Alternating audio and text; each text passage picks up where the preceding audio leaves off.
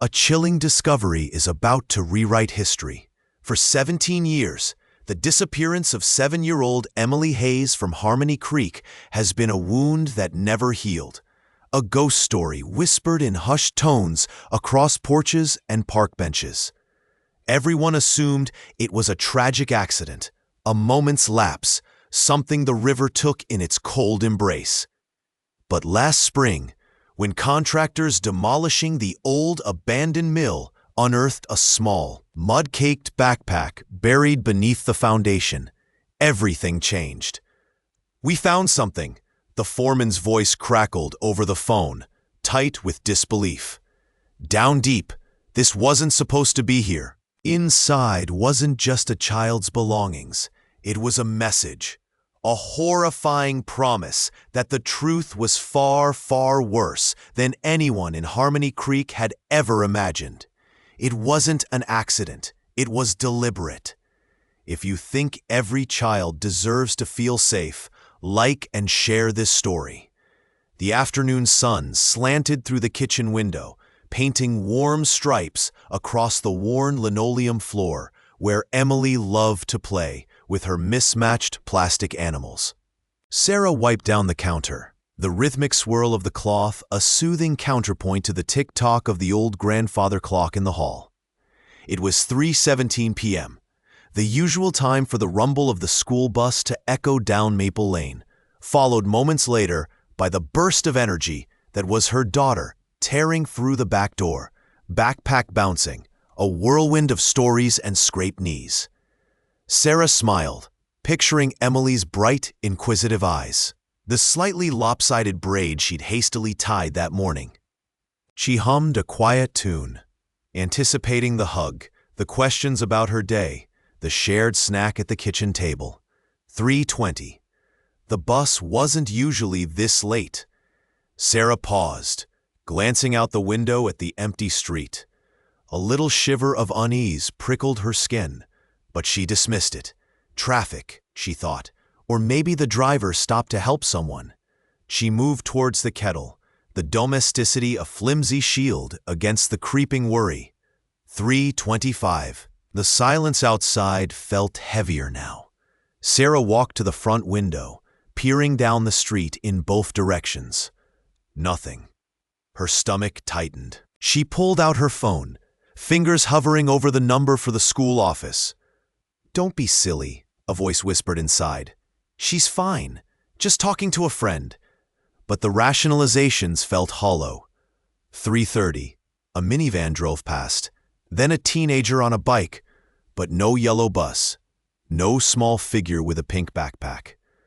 The air in the house seemed to still, the tick-tock of the clock suddenly deafeningly loud, mocking her growing panic. She wasn't just worried anymore. A cold dread was seeping into her bones, a primal fear that stole her breath. "Emily!" she called out, the sound thin and shaky in the quiet house. She darted to the back door, then the front, scanning the empty street, her gaze frantically searching for any sign of pink, any flash of movement. The late afternoon sun suddenly felt cold, casting long, alien shadows that distorted the familiar street into something menacing. It was the moment time stopped, the world tilting on its axis, because the bus had come and gone, and Emily wasn't here. And deep in Sarah's gut, where instinct screamed louder than reason, she knew something was terribly wrong. The quiet street, usually a canvas for children's laughter, held a chilling emptiness, a void where her daughter should be, pulling her into a nightmare she hadn't even conceived of moments before. The simple white kitchen table sat empty, the half-finished juice cup beside it an agonizing accusation. Sarah's breath hitched, a ragged tear in the silence of the house as she first called his name, then shouted it, her voice cracking with a fear that coiled instantly in her gut. She tore through rooms, checking closets where he sometimes hid during games of peekaboo, under beds, behind curtains, the familiar corners of her home, suddenly vast and alien. Nothing. The backyard yielded only the still swing set, its cheerful yellow seat mockingly empty. Panic propelled her to the front door, bursting out onto the quiet street. Neighbors emerged from their houses, drawn by her frantic cries, their faces shifting from curiosity to alarm. Mr. Henderson from next door, Mrs. Gable from across the street, their familiar forms now part of the chaotic, expanding search. They fanned out, calling his name too, their voices blending with hers, a desperate chorus against the growing dusk. Sarah ran down the sidewalk, her eyes darting into bushes, between parked cars, the ordinary details of her street taking on a sinister edge. She passed the old oak where he loved to collect acorns just yesterday, the memory a painful, sharp ache in her chest. He couldn't be far. He just couldn't. But the minutes stretched, heavy and cold, carrying with them the sickening realization that this was more than a simple wandering off. The blur of motion shifted as the first police cruiser arrived, its flashing blue and red lights cutting through the twilight, painting the worried faces of her neighbors in stark, alternating colors. Officers with grim expressions and focused eyes took charge, their movements precise, systematic, a stark contrast to the earlier desperate chaos.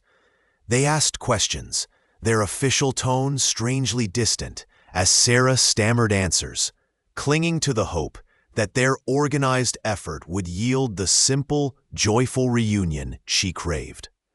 They searched the immediate blocks, checked sheds and garages, their flashlights cutting beams through the deepening darkness, illuminating only emptiness. Inside the sterile, brightly lit environment of the police station later that night, the air hung heavy with unspoken dread. The forms, the questions, the sympathetic but firm expressions of the detectives blurred into a horrifying reality. One officer, Detective Miller, leaned forward gently, his voice low. "We've checked all the usual places, Sarah. Friends' houses, the park. There's no sign." The simple statement landed like a physical blow. The hope she had desperately clung to, the belief that he was just lost and would be found quickly, evaporated, leaving behind a vast, terrifying void. The cold, a hard truth settled upon her shoulders. This wasn't a search for a lost child anymore.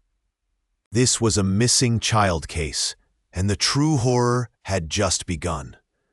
The detective's eyes lingered on a bulletin board covered in missing persons flyers, a silent, chilling preview of the long, agonizing journey ahead.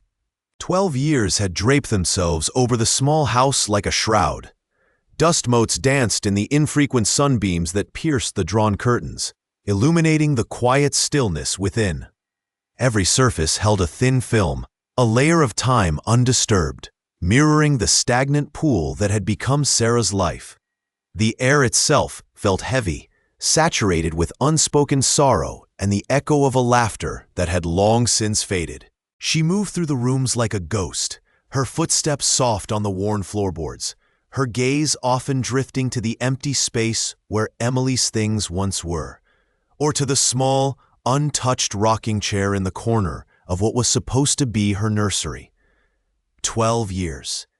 The world outside had spun on, technology advanced, seasons changed, but inside Sarah, time had simply stopped. The raw wound of loss had not healed. It had merely calcified, a hard. Her reflection in the smudged window pane showed a woman etched with permanent sadness, eyes that held the haunted depth of someone who had looked into an abyss and never quite pulled back. Sleep offered little respite, often filled with fleeting, vivid glimpses of Emily. The curl of her fingers around Sarah's thumb, the soft coo she made when she slept, the feel of her tiny head tucked against Sarah's shoulder.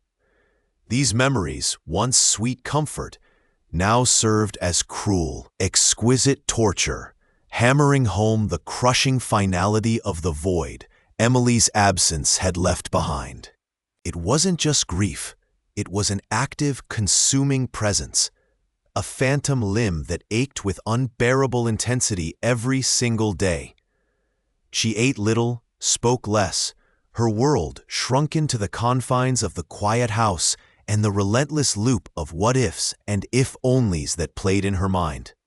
The lack of answers, the cold case file gathering dust somewhere, meant there was no point to anchor her, no resolution to begin the impossible task of moving forward. She was trapped, a fly preserved in amber, her life frozen at the moment Emily was ripped away. One evening, while aimlessly tidying, her fingers brushed against a small, slightly faded plush rabbit tucked behind some old books on a shelf. It was Emily's favorite, the one she'd always insisted on holding.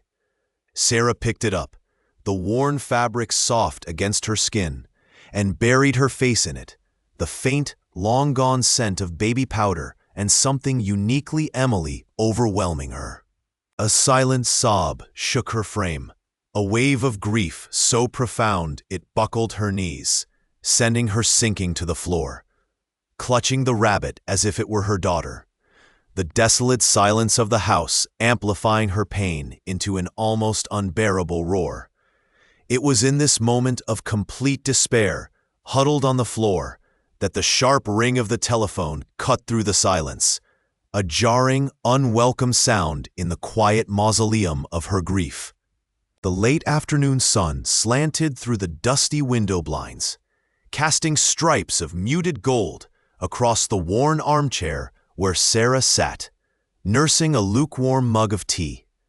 It had been a quiet day, one of the good ones, where the past felt like a distant hum, not a suffocating weight. She scrolled aimlessly through her phone, the mundane rhythm of it a deliberate contrast to the chaos that had defined her life for so long. The world outside continued, oblivious, and for a few fragile moments, she allowed herself to believe she was part of its gentle flow. The air in the room was still, thick with the scent of old paper and brewing chamomile. A bird chirped somewhere outside, a small, bright sound in the quiet. Then the screen flickered. A small red circle bloomed in the corner, a Facebook notification icon. Her thumb paused. It was probably just another update from a distant relative or an irrelevant group post. She almost swiped it away, almost let the carefully constructed calm remain undisturbed. But something tugged at her, a faint, unwelcome thread of curiosity, a habit of vigilance she hadn't shaken despite her efforts. With a sigh that felt heavier than it should have, she tapped it open. The world tilted. Her breath caught in her throat, a sharp, painful hitch. The small notification icon expanded into a preview, a name she hadn't seen in years, attached to a post in a long-dormant group dedicated to their graduating class. Beneath the name was a photograph, fuzzy and slightly distorted, but instantly recognizable. It was an object, mundane to anyone else, but to Sarah, it was a punch to the gut. That object, pictured there, was intrinsically linked to Emily, to that final, terrifying day. Her hands started to tremble, tea sloshing precariously in the mug. The quiet room seemed to close in, the sunlight now harsh and unforgiving. This wasn't just a random post. It felt like a deliberate signal, a ripple sent across the calm surface she'd fought so hard to create. A name, an object, a long-dead connection resurrected without warning. It felt like a hand reaching out from the past, pulling her back into the darkness she had so desperately tried to leave behind. The old fear, dormant but never truly gone, surged through her veins, cold and sharp. It seemed impossible that something so small, a simple notification on a screen, could shatter years of fragile peace. But there it was, staring back at her, demanding she look closer, understand why, after all this time, someone would post that. Sarah's shaky fingers hovered over the trackpad, the cursor dancing erratically above the bright red dot on the Facebook icon. The single notification felt like a physical weight in the silent room, heavier than any stone she had ever carried. Dusk bled through the blinds, painting the wall behind her computer screen in muted shades of gray, but the artificial light of the monitor cast a harsh glow on her face, highlighting the tension etched around her eyes. Is this real? The thought screamed in her mind, a desperate plea battling against decades of hardened cynicism. Or is it another cruel reminder? Another sick joke playing on the open wound? She saw the possibilities flash before her. A lifeline, a thread leading out of the labyrinth of unknown, or a punch to the gut, a sadistic twist of the knife she thought had dulled with time. Her heart hammered against her ribs, a frantic drumbeat against the quiet hum of the machine.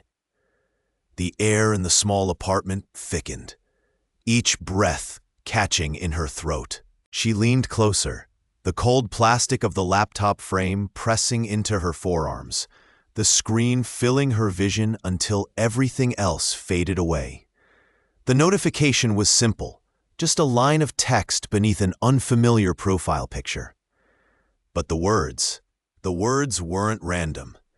They referenced something specific, something deeply buried, a detail only someone connected to that day could possibly know. Hope, fierce and sudden, surged through her veins, hot and terrifying, immediately chased by a paralyzing wave of dread. Clicking it opened a door to nothing but more pain. Yet, the pull was irresistible. The potential of what that notification held, the whisper of a secret it seemed to contain, was a current too strong to fight. She swallowed hard, her hand trembling visibly now, and finally clicked. The screen shifted, and the message expanded, revealing a sentence that made the blood drain from her face, confirming this wasn't spam, wasn't generic. It was personal. The digital alert, sharp and unexpected on her screen, felt like a physical blow, stealing the air from her lungs. For a long moment, Sarah simply stared at the glowing text, the familiar ache in her chest constricting into a vice. 22 years. It had been 22 years since the world splintered, since a single day stole her laughter and replaced it with a persistent, low thrum of unresolved grief. Every fiber of her being screamed resistance, urging her to look away, to delete the notification, to retreat back into the carefully constructed quiet of her life. The memories rushed in, the scent of the old school bus upholstery, the sun glinting off the worn asphalt, the sound of their voices, young and oblivious to the chasm opening before them. But beneath the paralyzing fear, a different current surged, a hot, undeniable wave of determination. Apprehension was a constant companion, a shadow she had learned to live with. But this was different. This was a chance. A horrifying, terrifying, necessary chance to finally touch the edges of the darkness that had consumed their light.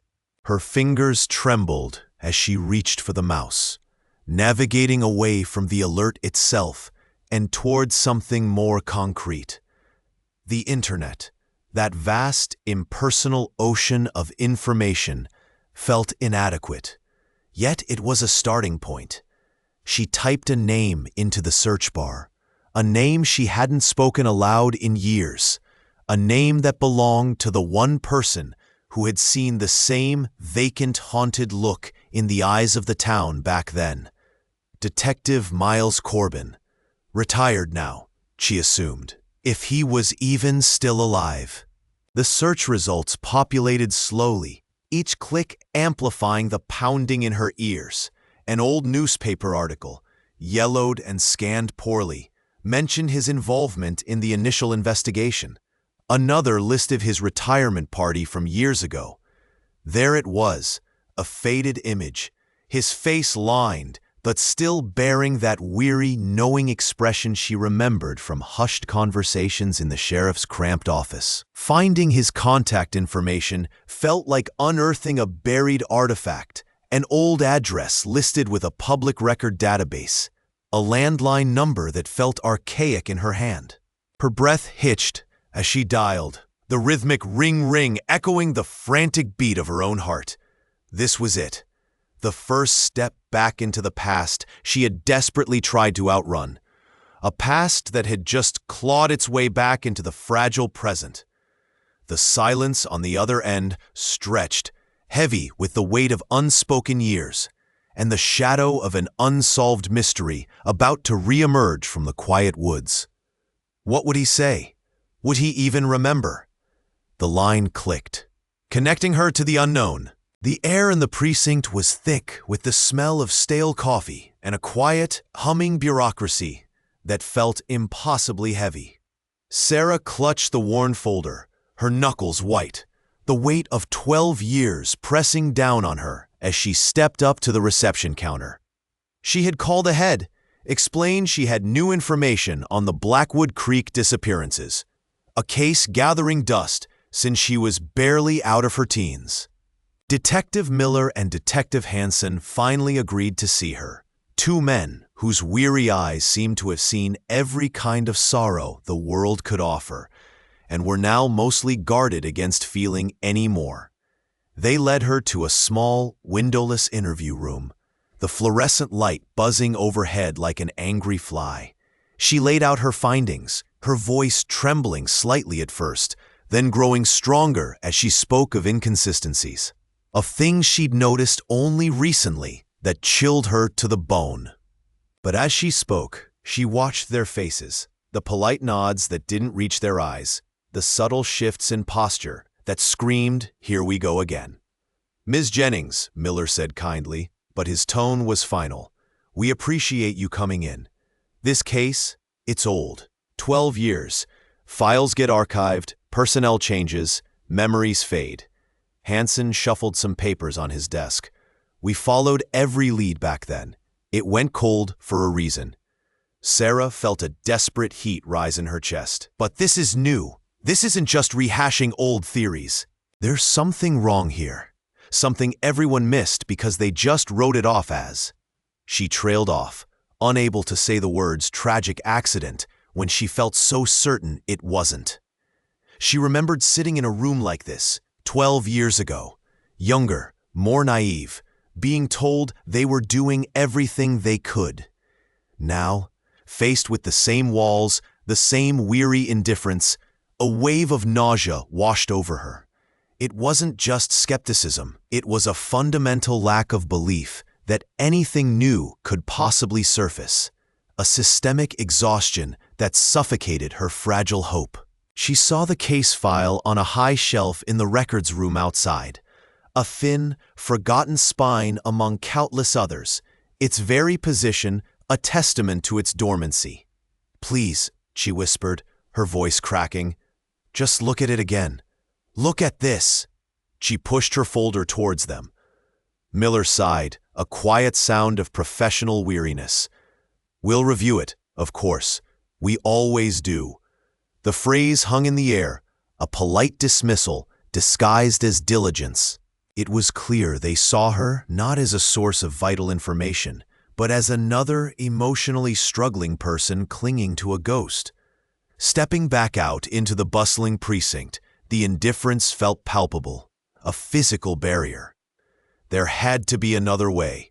If the system wouldn't listen, maybe someone else would.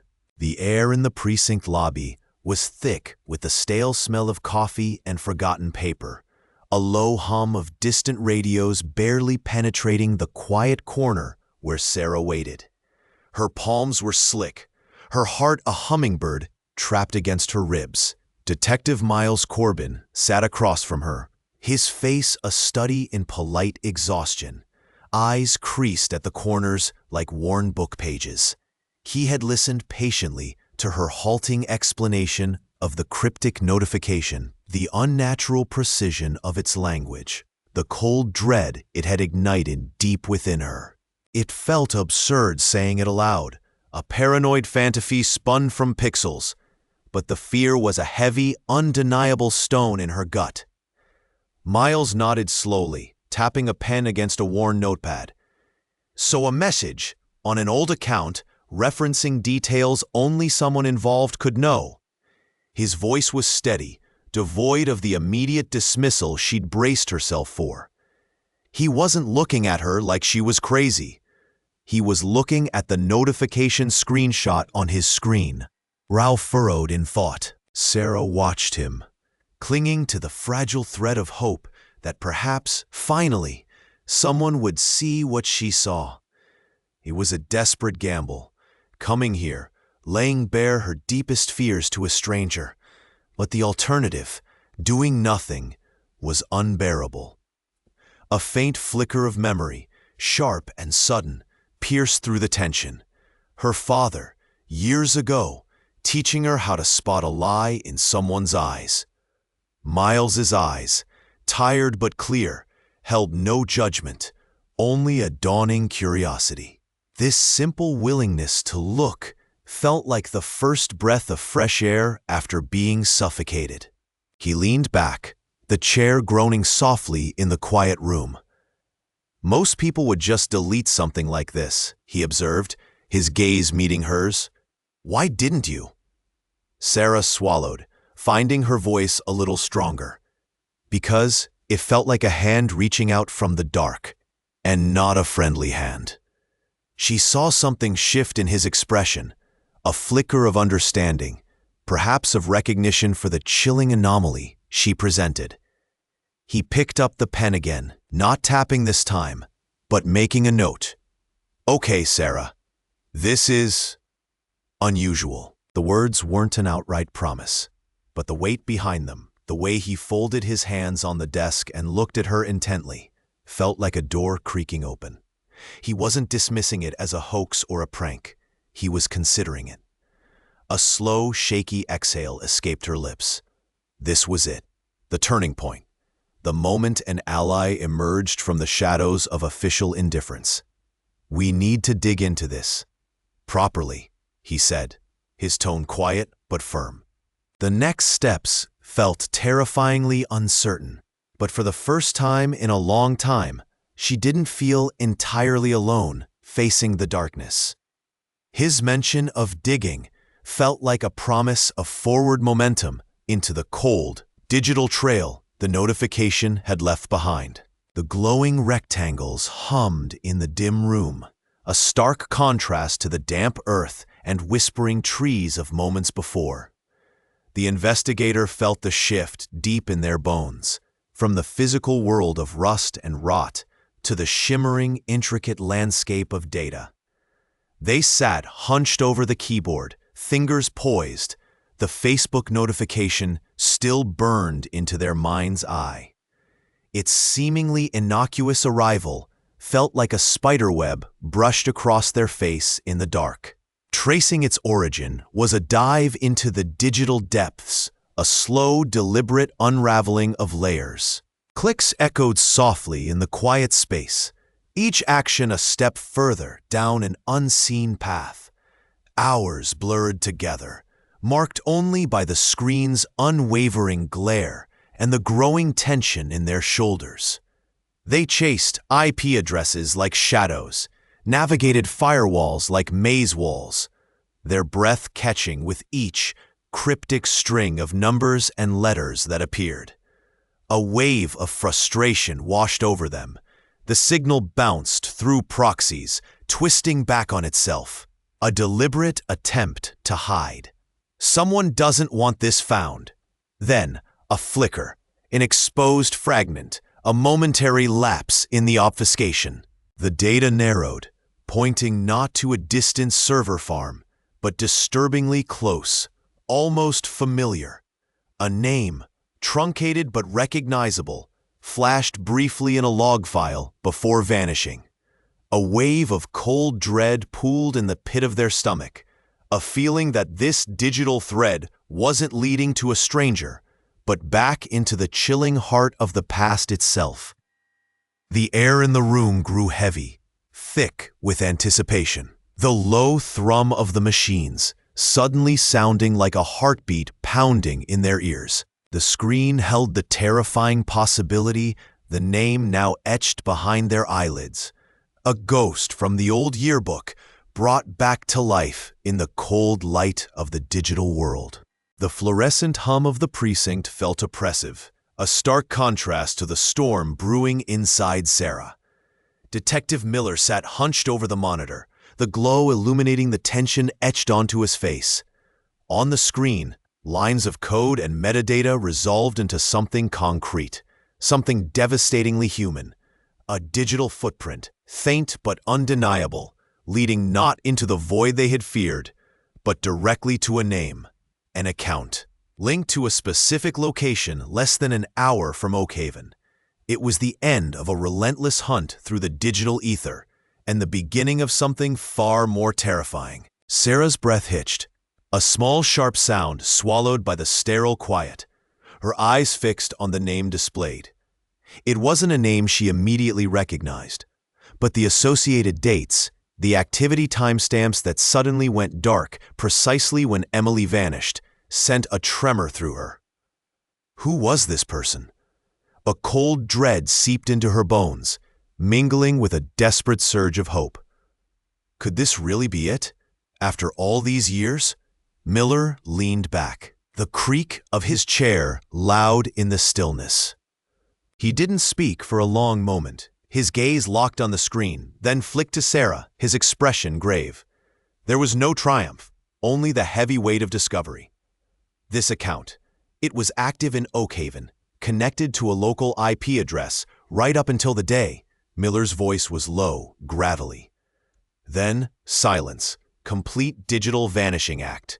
He pointed a thick finger at a specific entry. And this, a photo uploaded a week before. Look familiar? Sarah leaned closer, her heart hammering against her ribs.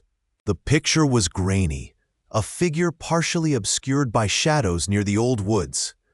It wasn't clear enough to identify the person, but the background, the gnarled oak, the specific angle of the creek bed, her mind reeled. She had been there, with Emily, days before. A wave of nausea washed over her. This person, this digital shadow, had been there, watching, waiting. The possibility felt like a physical blow. This wasn't just a random online connection.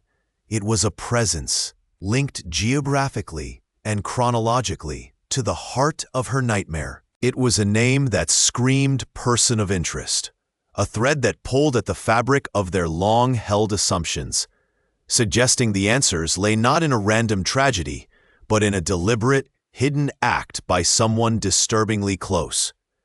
Miller closed the file on screen, the sudden darkness feeling final. Yet the implications hung heavy in the air, demanding they find out who this person was and where they were now. The familiar street looked smaller, the houses aged and tired, paint peeling like sunburnt skin. 12 years had passed, yet the air hung heavy with the memory of that time, a stagnant pond of unresolved grief.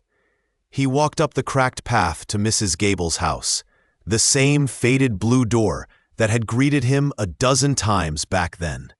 A knot tightened in his stomach, a mix of dread and faint, persistent hope. What right did he have to stir up Hopain again? He raised his hand to knock, his knuckles hovering over the wood, the sound of his own breathing loud in the quiet afternoon. The door creaked open, revealing a woman etched with the years, her eyes still holding that deep, quiet sorrow he remembered. The living room was a museum of static time. The furniture was the same, the floral pattern on the sofa worn but identical.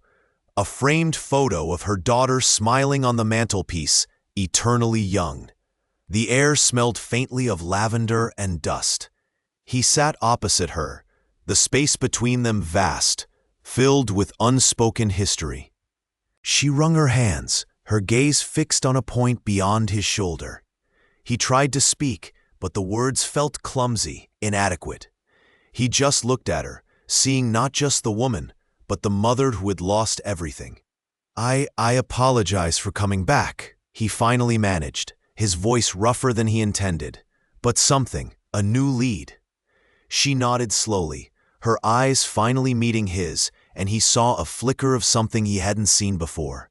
Not just pain, but a buried question. "It never leaves you," she murmured, her voice thin. "Thinking, if I had only, or if someone else had just..."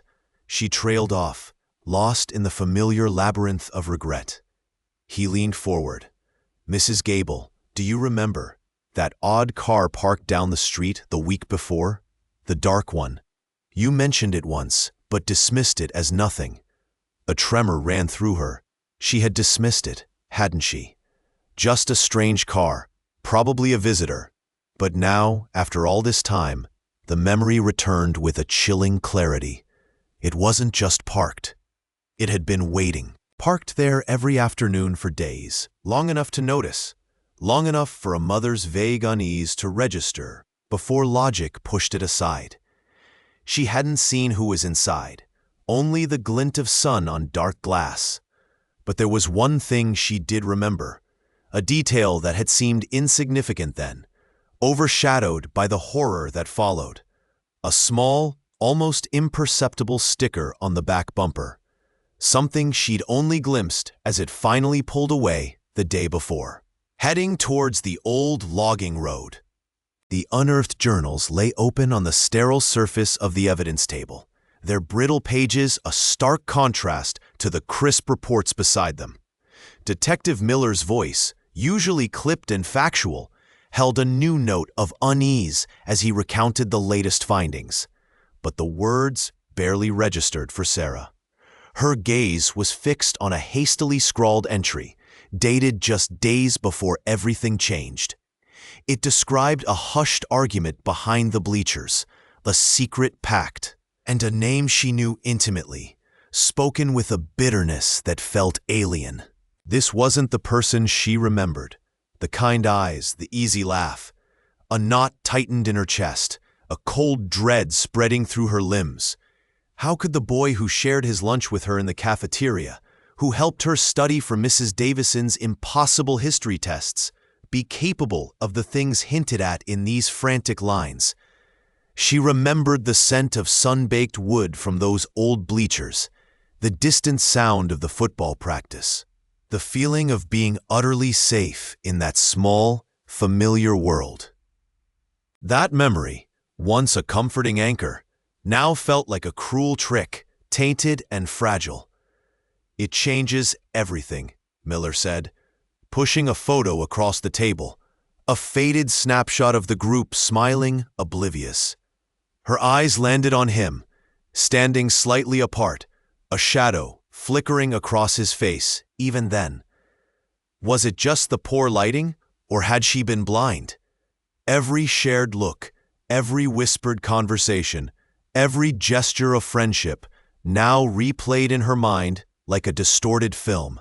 Each frame holding a potential hidden meaning, a silent threat she'd completely missed.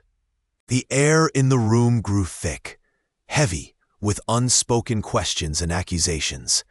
Suspicion, a venomous vine, began to coil around a name she never thought she'd associate with darkness. The sheer complexity of the new information, contradicting timelines, conflicting motives, hidden connections, felt overwhelming. A tangled web she wasn't sure she had the strength to navigate. She touched the edge of the journal page, the paper cool beneath her fingertip, feeling the weight of 2 decades of lies pressing down on her. The journal mentioned a meeting place, a hidden spot known only to a few. Warning: the following story contains disturbing details. For 22 years, the disappearance of the Northwood High senior class on their field trip bus in rural Oregon has been a ghost story whispered in the rain-soaked woods and empty school halls. Everyone assumed it was a tragic bus accident on treacherous mountain roads, a sudden, cruel act of nature burying a generation. until a hiker stumbled upon a rusted, overgrown school bus hull deep in a forgotten ravine, miles off any road, untouched by the original search. This discovery, far from confirming the accident, would reveal evidence that would prove this wasn't an accident at all. It was something far more sinister, something ritualistic. Before we get started, don't forget to subscribe if you believe bullies always get what they deserve. The air in the makeshift incident room felt thick with the weight of 2 decades, a stale mix of old paper, ozone from the humming equipment, and the metallic tang of impending revelation. Sarah stood by a long table strewn with photographs, faded evidence bags, and maps pinned with a chaotic web of yarn, watching as Detective Miles laid out the newly recovered items from the bus beside pieces of evidence collected years ago and filed away as irrelevant oddities. A student's discarded journal, its pages waterlogged but still readable, lay open near a smooth, dark stone carved with an unfamiliar symbol found near the bus wreckage. Miles pointed to a similar, though smaller, stone recovered from the periphery of the initial search grid back in '98, dismissively labeled peculiar artifact. The yarn on the map suddenly tightened around a specific location, miles away from the supposed crash site, a place where old rumors had once whispered of gatherings.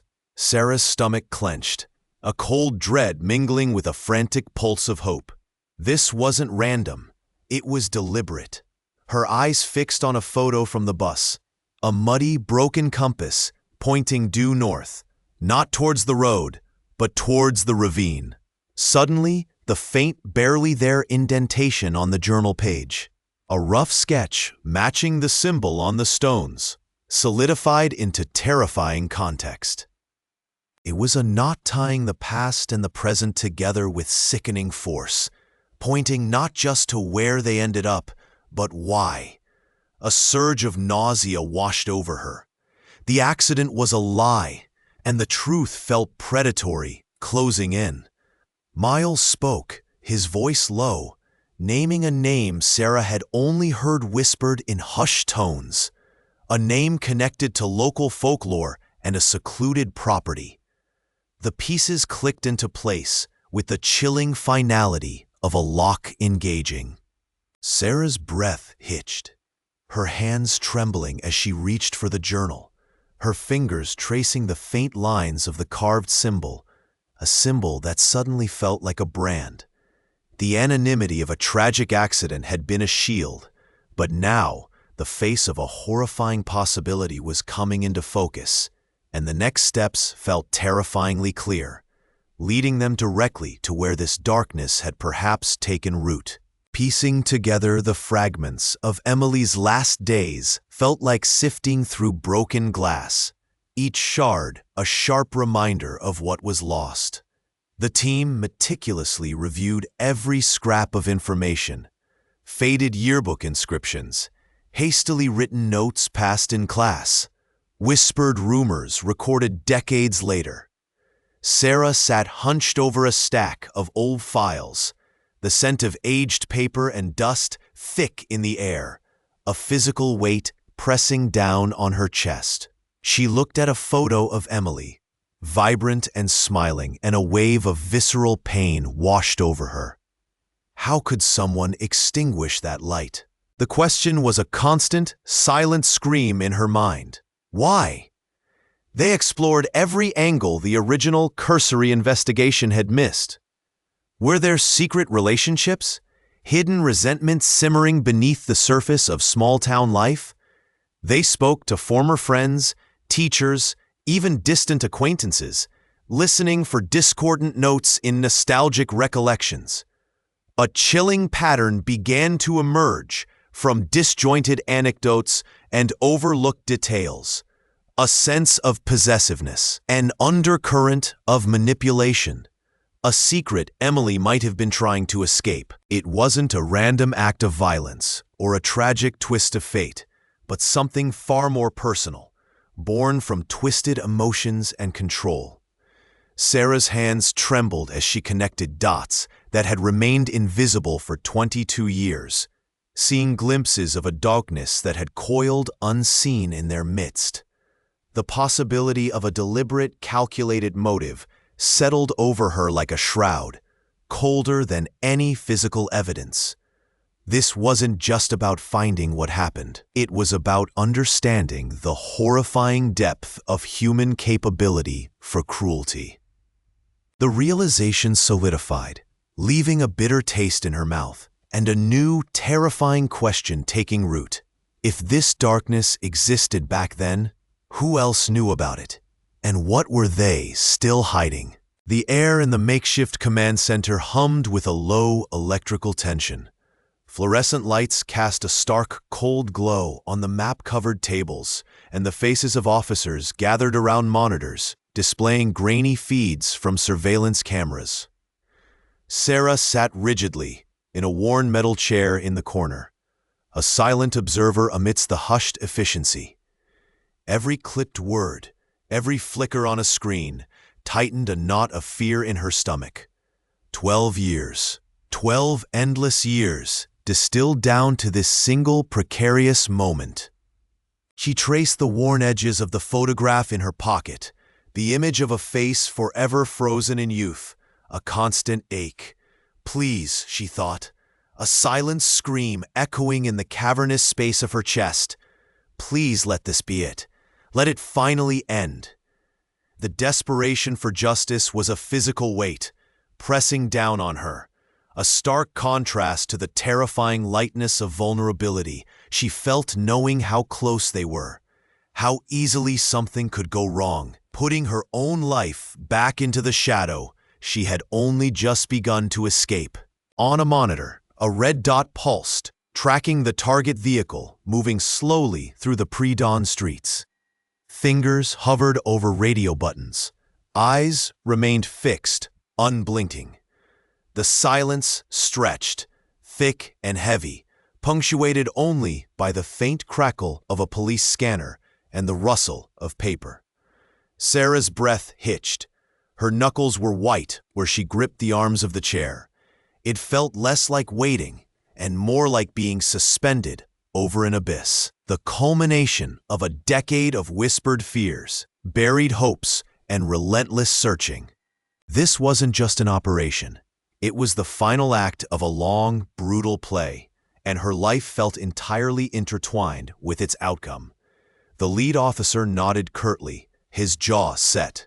Across the room, an officer relayed coordinates into his radio. A small, almost imperceptible shift ran through the room. A collective intake of breath, a subtle tensing of shoulders. The time had come. Sarah squeezed her eyes shut for a brief second, a single tear tracing a path down her cheek. Then opened them wide, fixing her gaze on the screens, ready to watch the net begin to draw tight. The cold air bit at Sarah's cheeks, sharp and clean, a stark contrast to the musty fear that had clung to her for years. Flashing blue and red lights pulsed against the damp brick wall of the old warehouse, painting the scene in hurried, disjointed strokes. She stood back, pressed against the patrol car, watching the figures move inside the open bay door, a tense ballet of authority and surrender. They brought him out then, silhouetted against the industrial gloom. His hands behind his back. He wasn't shouting, wasn't struggling. He just walked, head slightly bowed, a small, defeated man, stripped of the monstrous power she had imagined for so long. A quiet click echoed faintly, swallowed by the low murmur of police radios. It's him. The words echoed in her mind, hollow and disbelieving, a strange counterpoint to the undeniable reality unfolding before her eyes. A tremor started deep within her chest, a vibration that spread rapidly, making her hands shake uncontrollably. This was it. The end of the chase. The culmination of endless nights spent poring over old files. The reason she couldn't breathe properly for 2 decades. Tears, hot and sudden, spilled onto her face, mingling with the chill of the air. They weren't tears of sadness, not entirely. They were the physical manifestation of a dam breaking, releasing a flood of stored-up fear, anger, and an overwhelming, almost painful relief. Justice wasn't a roaring thunderclap. It was this quiet, resolute walk into the light of flashing sirens. She watched him disappear into the back of the police car, the door closing with a heavy thud that seemed to seal away the past. The emotional satisfaction wasn't triumphant. It was a profound, weary settling, like dust finally coming to rest after a long storm. The world outside the immediate focus of the scene suddenly felt vast, almost empty. The pursuit was over, yes, but the silence that followed was louder than she could have ever anticipated. It was the sound of finally having to live with the quiet, heavy weight of what remained. The air felt different now, lighter, though the weight of the truth pressed heavy on Sarah's chest.